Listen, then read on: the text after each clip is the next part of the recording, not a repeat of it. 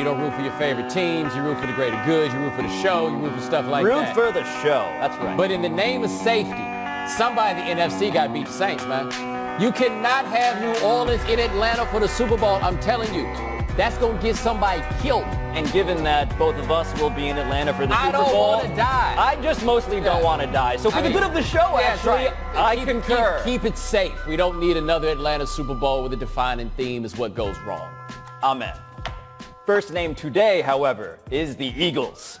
Because last night, Eagles-Bears came down to one kick, and in came Cody Parkey. Parkey. Let's watch. Not Parker, Parkey. Not Parquet. 16-15. They did the ice thing, by the way. He made that one, and then this one.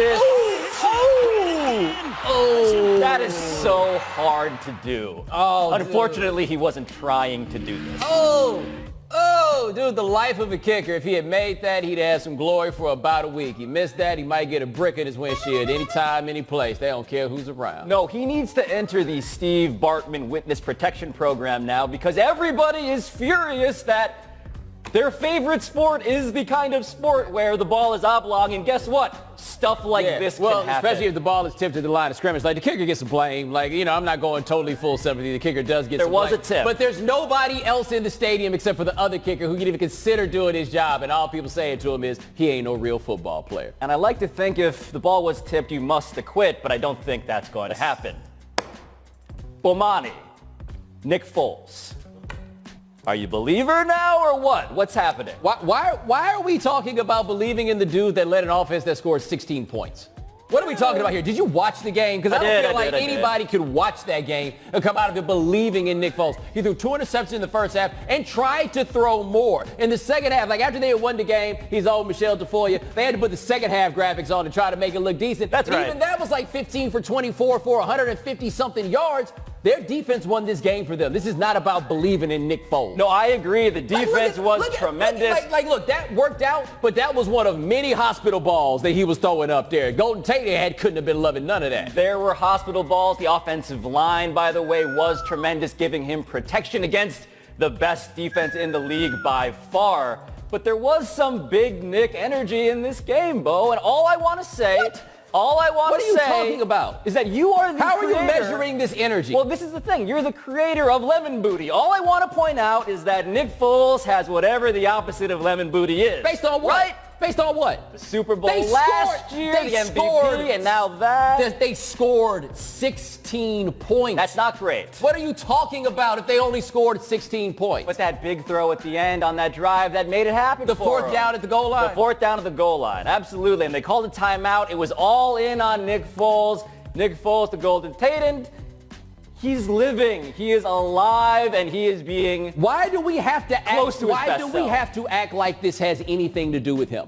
We are not required to buy into the narrative that we have created as an industry. This was not about him. They won the game while he was playing quarterback. That's cool. We don't have to make it any bigger than it is.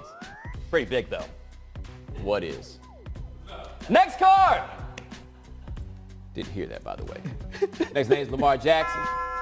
There it is. Midway through the fourth quarter in their loss to the Chargers, Jackson's 3 of 10 for 25 yards and an interception. Pablo, John Harbaugh have gone to Joe Flacco. John Harbaugh made the right call here, Bo, because he was empowered by a bureaucracy in sports that I usually kill, right? I usually kill the coach getting in the way, but sometimes you should not let your play calling be democratic. By that I mean don't let the arena call the plays for you. He has a year left on his contract. He has an extension in the works. And what he made the call on was, Joe Flacco can't help us in this moment, and I'd rather make life easier for Lamar and myself and this team going forward by leaving this kid in there. All right, well, I had entertained the possibility after they made the change that it was a chance that they could wind up going back to Joe Flacco. After that, though, they went 6-1. And at that point, this became Lamar Jackson's job. So Lamar played poorly for basically 3/4 of this game. Very poorly. So the question then becomes, if your quarterback is playing poorly, is your solution to go to a bad quarterback? Not one who is simply playing poorly in the moment, but one who has kind of demonstrated himself to be bad, which is what Joe Flacco had done by the time he lost that job. No, they should not have gone to him. In fact, by the time it all came around in the end, you would not have necessarily expected Joe Flacco to play as well as Lamar Jackson did in the fourth quarter.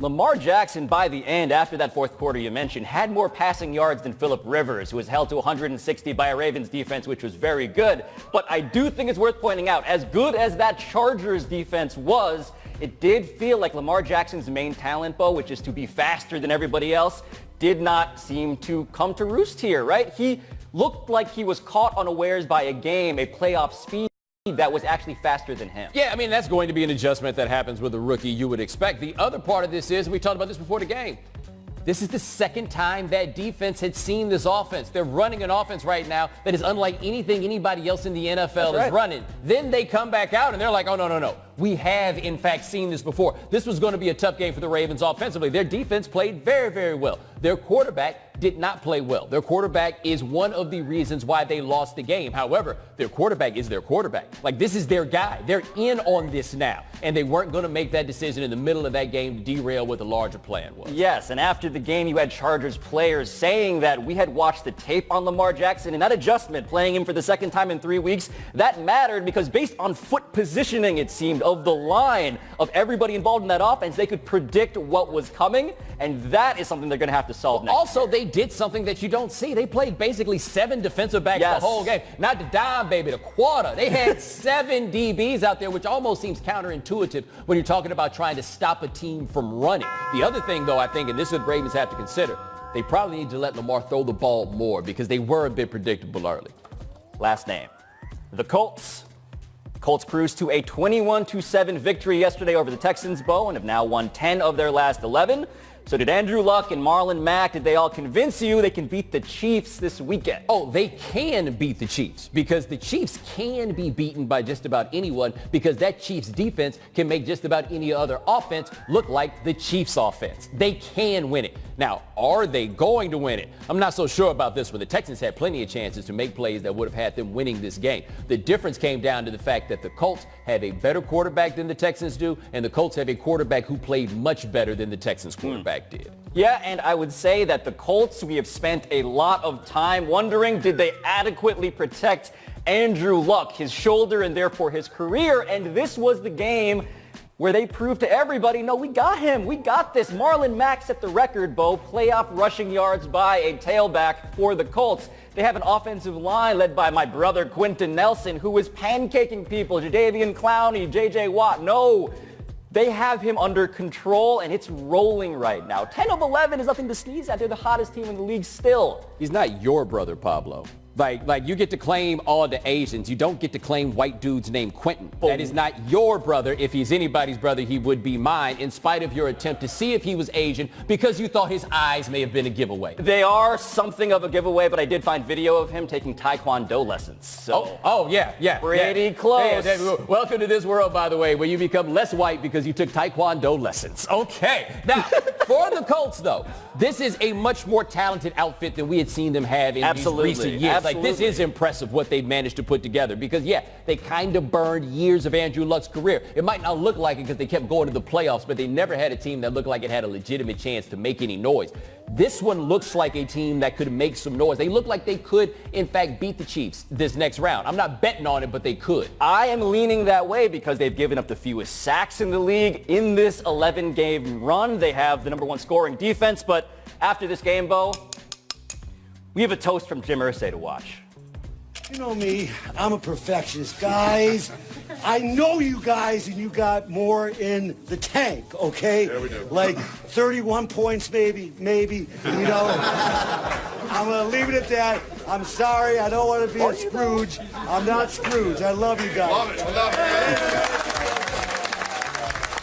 I gotta say, though, if I was a player, I feel like Jim Irsay would be a cool owner to have. Like, it ain't like he coming in there to fuss at you. Totally, but I will also say that if Jim Irsay was a player, he'd probably be placed into some sort of protocol after that speech. There was something a little... Hey, man. I mean, watch the faces in the background, right? Frank Reich looking, the players looking a little bit uncomfortable with our dad at the wedding. Their owner's a bit of a weirdo, right? Like, this is what it is. You just hope, man, this camera's over there. I hope he doesn't say anything crazy. Just rap. Like, that's what they say singing a Beatles song that nobody knows the words to in there, even Frank Reich. At least he didn't dance. There's that. Coming up next, are you believing in the Cowboys? Do you believe? Listen to this show through Apple Podcasts. Bomani's too. I've got a podcast. Where's yours, Pablo? And provide Of the Heineken River Deck at Pier 17. Got to say this, the NFL got the one thing it needed out of this weekend, if nothing else. What's that? The Ravens will not be playing a Super Bowl in Atlanta. Woo! They don't need that. They do not. Whoa, they not at all. really do not. First quote. This win against a very credible Seattle team will make people think more highly of Jason. Said Jerry Jones about his coach Jason Garrett. So, Bo, did this game make you think more highly of Jason?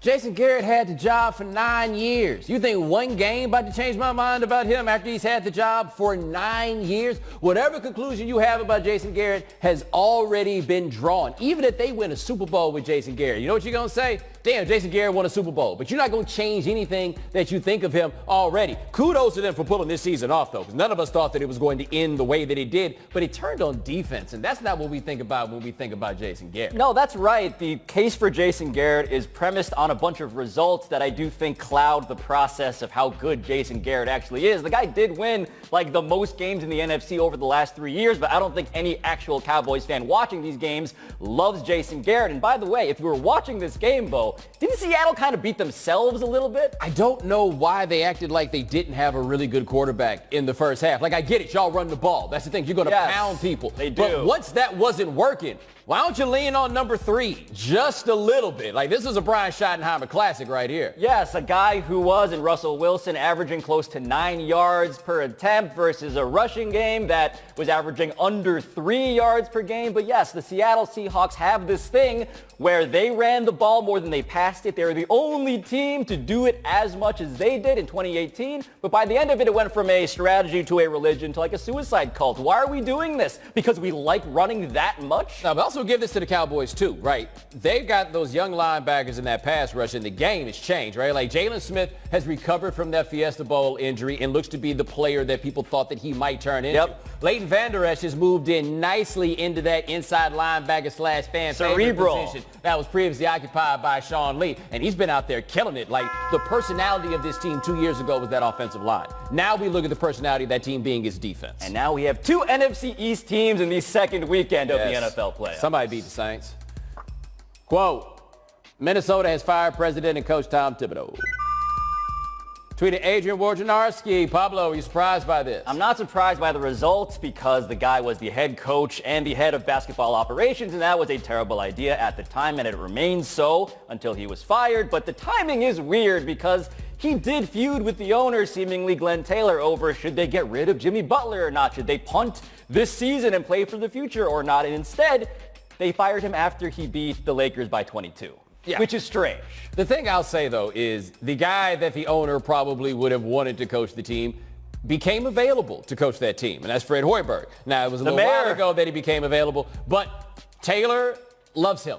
That is his guy, and people think about that as you're hiring the Bulls' old coach. No, to them, they're like, we're hiring our former player and assistant general manager. That's the way that they wind up seeing this. But, I mean, keep Thibodeau for what? Right? Like, I think we always have like a visceral reaction to the idea of somebody getting fired. But him staying there, good for who, good for what. But if they hire Fred Hoiberg, which I think is ultimately what they're going to do, good luck with that, pal. No, nothing about the mayor excites anybody, I think, in basketball at this point, save for Glenn Taylor. But the big problem for anybody who inherits this team, Bo, Karl Anthony Towns looks a lot better. But you know who doesn't? Andrew Wiggins, career low in terms of true shooting percentage. His points per game is down to like 17. He is a max player who is playing like the opposite as such. He is the worst contract in the NBA.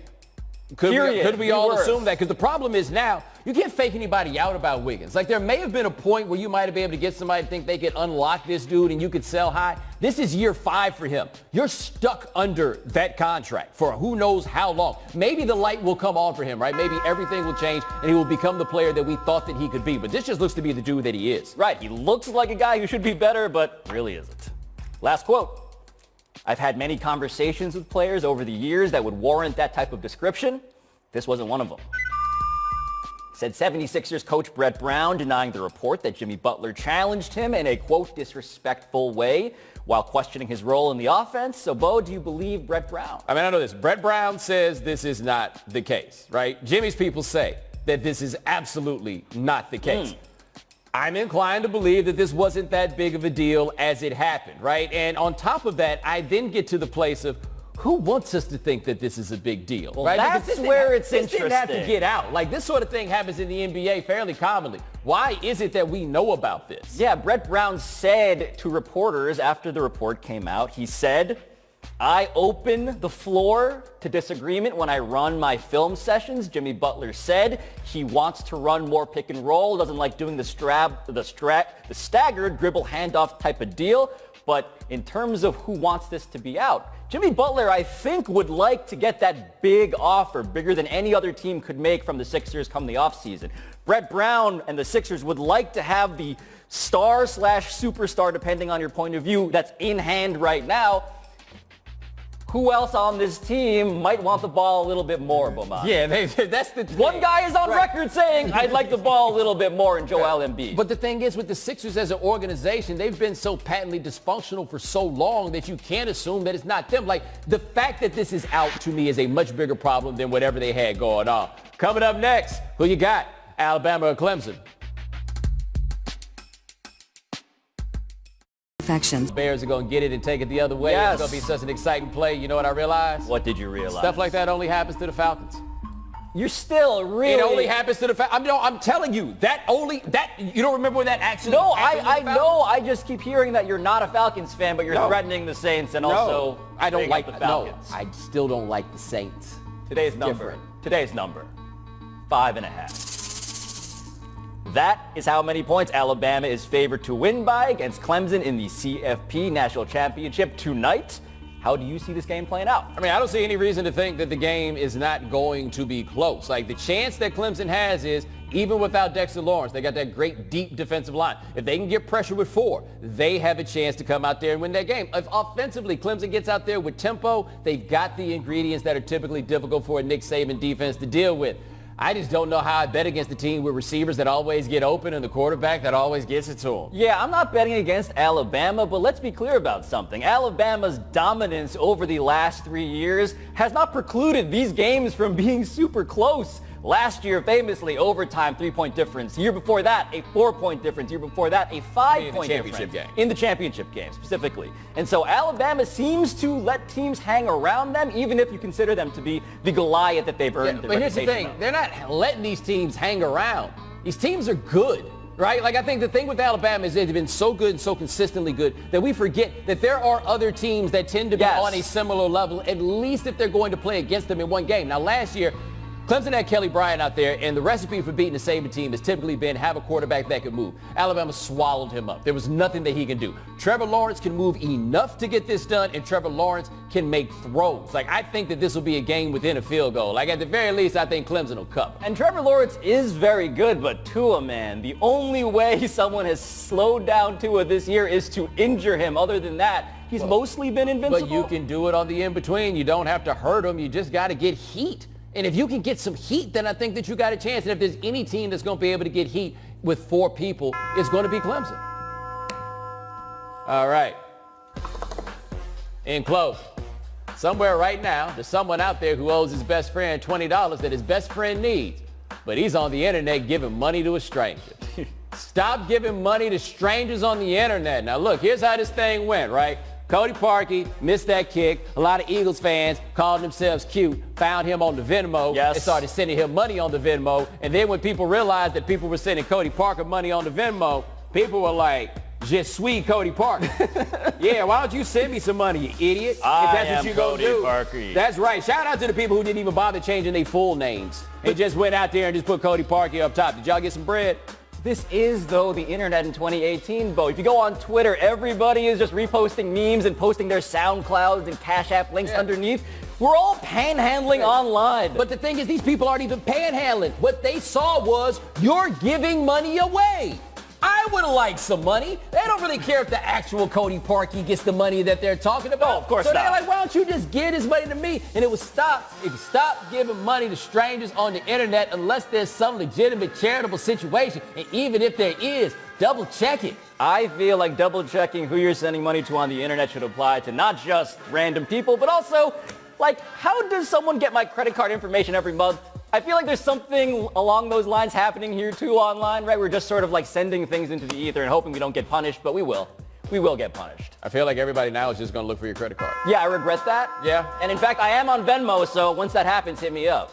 Yeah, I think they can ask also. Don't forget that. Or donate.